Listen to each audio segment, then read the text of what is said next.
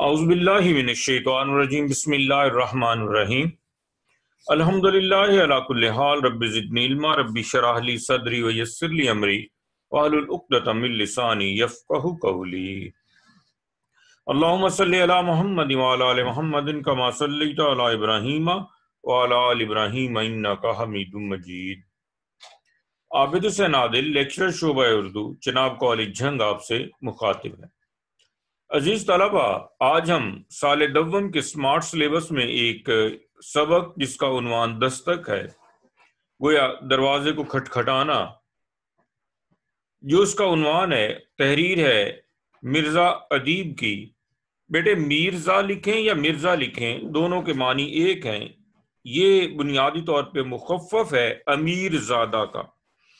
امیر زادہ مغلوں کو کہا جاتا ہے، گویا امیروں کی اولاد، اس اعتبار سے یہ لوگ مغل ہوتے ہیں۔ تو مرزا ادیب صنف ہے یہ ڈرامہ، اور ماخوذ ہے ان کی کتاب پس پردہ سے۔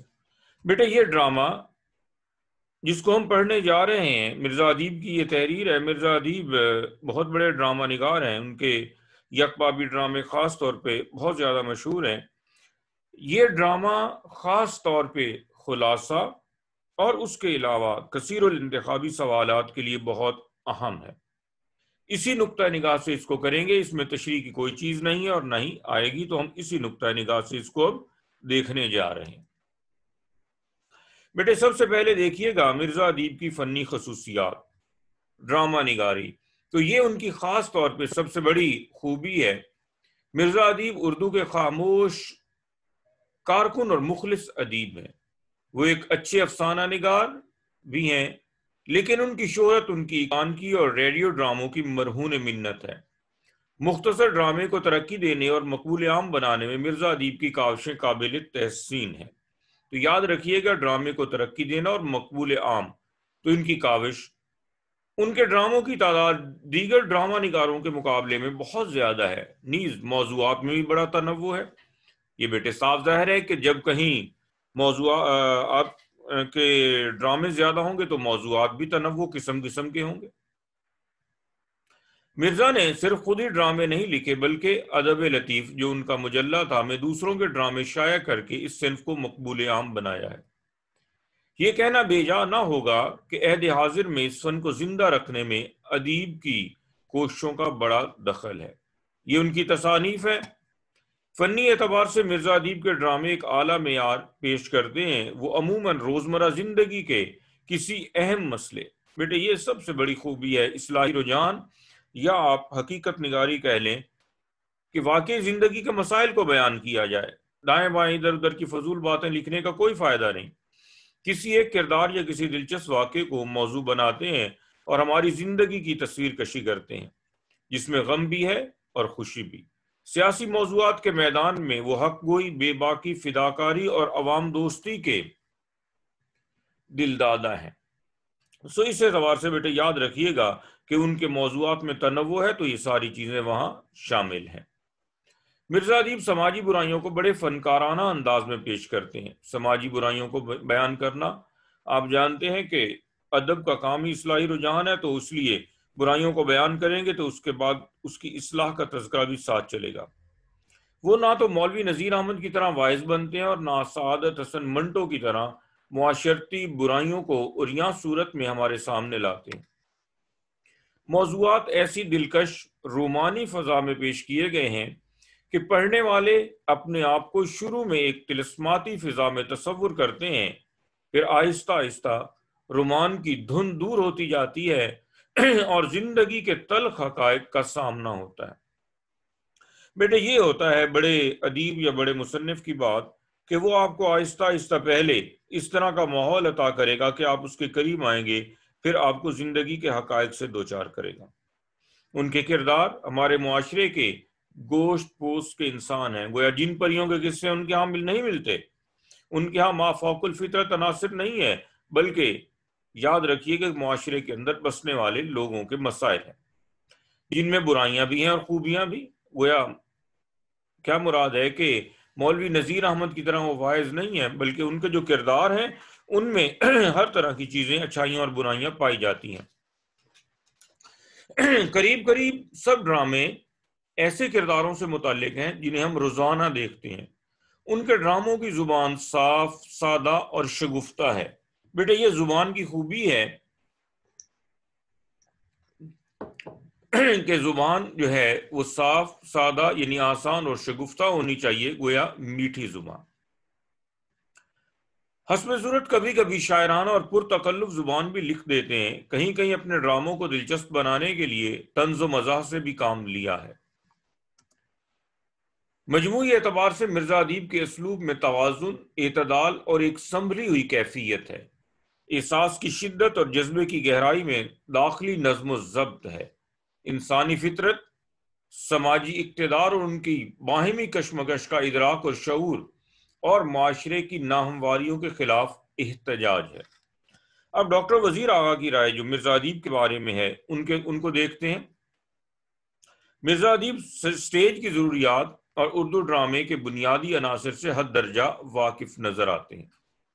ان کے ڈراموں میں کہیں بھی رفتار کے دھیما پن یا پلاٹ کی سست روی کا احساس نہیں ہوتا۔ بیٹے پلاٹ میں سست روی میں کیا ہے کہ واقعات بڑی سستی سے چل رہے ہیں، نہیں، جلدی جلدی تیزی سے آپ اس ڈرامے کو دیکھیں گے 7-8 صفحات پر مشتمل ہے، لیکن فوراً ہی کہانی کو ختم کر دیتے ہیں۔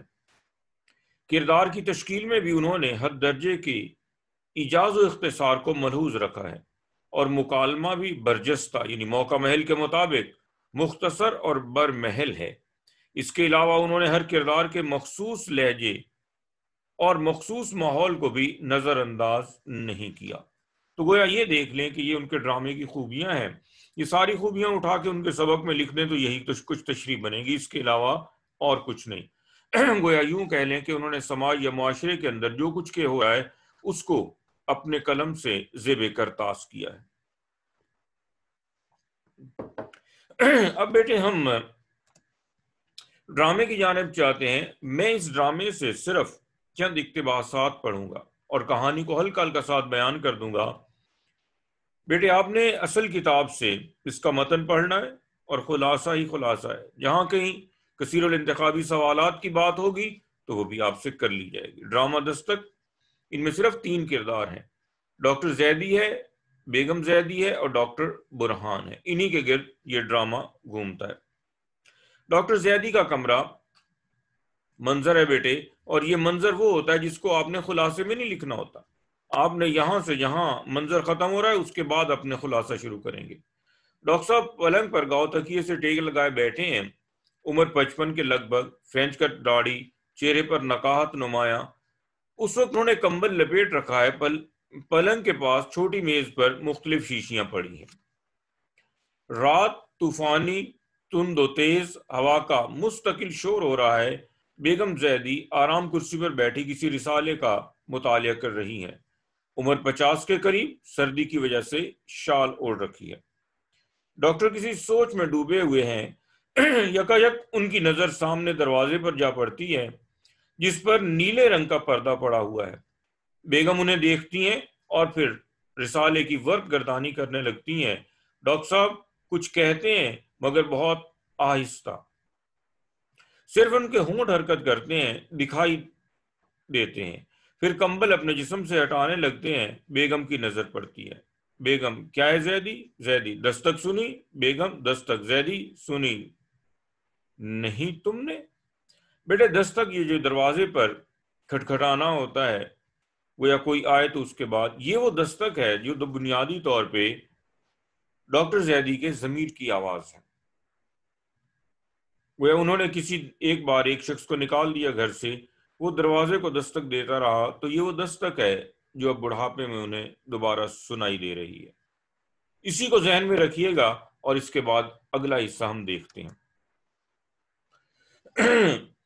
کہانی ذرا جلدی سے، روانی سے، اقتباسات، کرداروں کے نام ساتھ پڑھنے کی ضرورت مجھے نہیں ہے۔ ہو تو سنو بھی، کہاں ہے دستک؟ کہاں ہے دستک؟ یہ کیا کہہ رہی ہو تم؟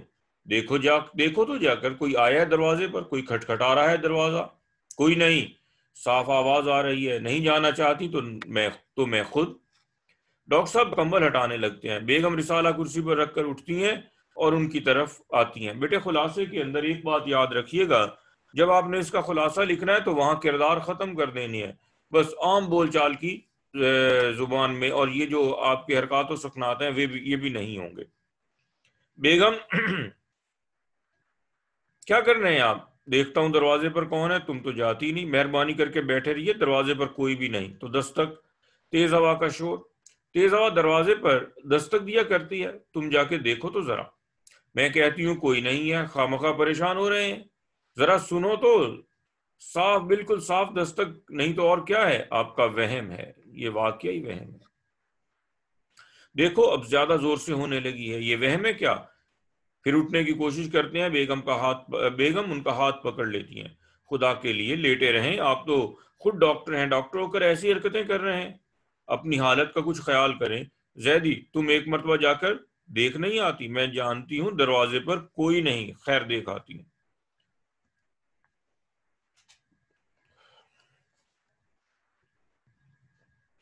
بیگم ذرا غصے سے، تو کیا دروازہ کھولے بغیر ہی کہہ رہی ہوں؟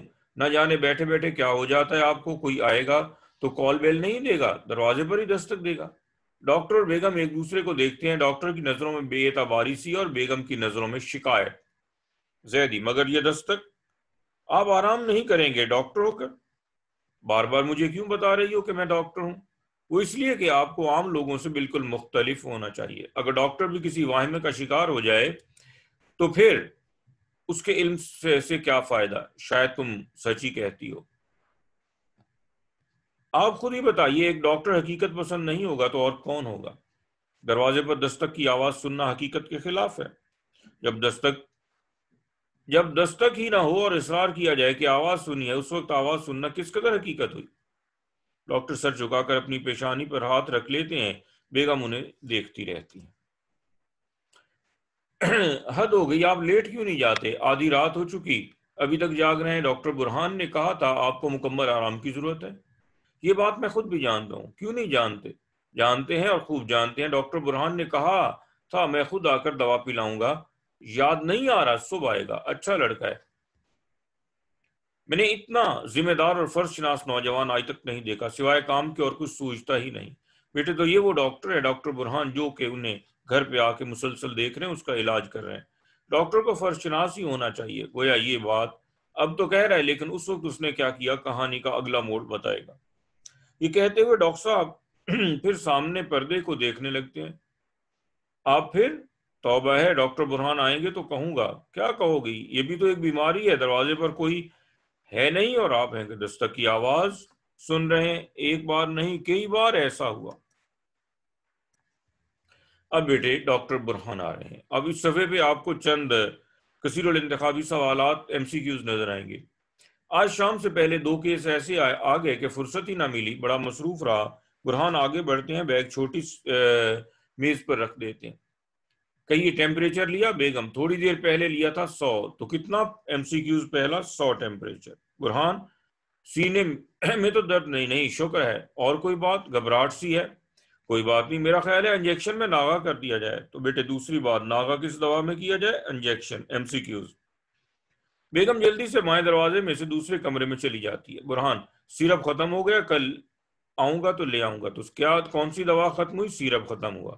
زیدی تو آپ چلے؟ جی ہاں ڈاکٹر صاحب، جی ذرا ٹھہریے، مجھے جلدی سے ذرا۔ برہان کرسی پر بیٹھ جاتے ہیں، اور تو کوئی تکلیف نہیں۔ بیگم ٹرے میں چائے کی 3 پیالیاں۔ کتنی چائے لاتی ہے؟ 3 پیالیاں۔ میں بتاتی ہوں ڈاکٹر صاحب۔ ٹرے برہان کی طرف بڑھاتی ہے۔ آپ کیا بتا رہی ہیں؟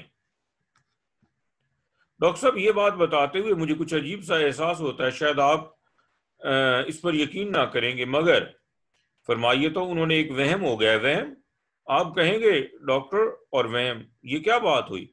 جی میں نہیں کہوں گا، میں جانتا ہوں انسانی فطرت بڑی پراسرار ہوتی ہے، اور ڈاکٹر بھی تو ایک انسان ہی ہوتا ہے۔ اب بیٹے وہ اصل بات ہے جو کہ اب یہاں بتائی جا رہی ہے۔ زیدی برہان بیٹا۔ برہان کہیے زیدی۔ یہ آج سے 18-20 برس پہلے کا واقعہ ہے۔ کتنا عرصہ؟ 18-20 سال۔